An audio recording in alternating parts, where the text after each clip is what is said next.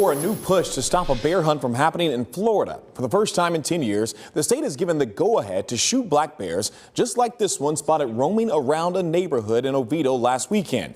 FWC made the call earlier this week after a heated debate. Those in favor say it's necessary to control the bear population, while others argued it's going too far. And today, West 2's Greg Fox spoke to opponents who say they are not giving up and have a plan to spare bears from hunters.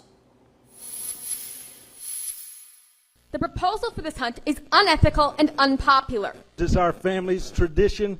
This week's hearing that led to the Fish and Wildlife Conservation Commission approving a bear hunt. All those in favor say aye. Aye. Aye.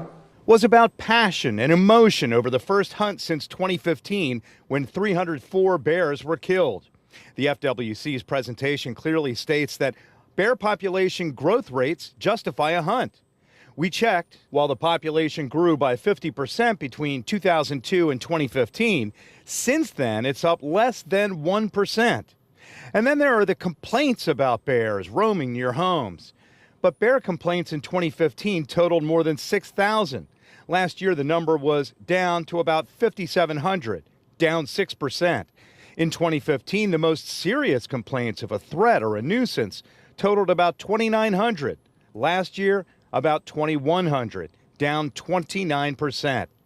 But the FWC's chief conservation officer says the hunt is less about reducing the bear population and more about redistributing that population. Through conservation measures like hunting, we can expand the range of bears in Florida. There's room to grow, but we want to, in those areas where the resources may be finite, we want to be able to manage those populations. This is Rock Springs Run State Reserve, one of the places where back in 2015, hunters brought the bears that they killed to be recorded.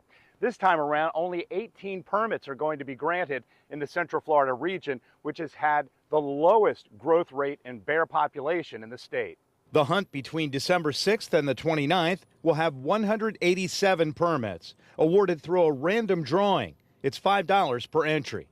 Each hunter will be allowed just one bear, weighing at least 100 pounds, and no females with cubs present can be taken. But opponents of the hunt are planning a counterattack.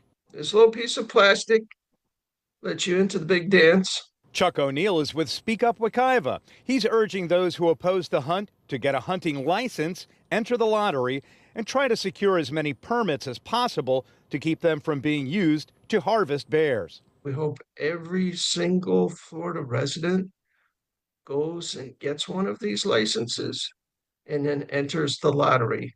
That bear hunt lottery is expected to be conducted in the next few weeks. Greg Fox, West 2 News. The bear hunt lottery is open only to those with a valid hunting license. There is no limit on the number of $5 entries that you can submit.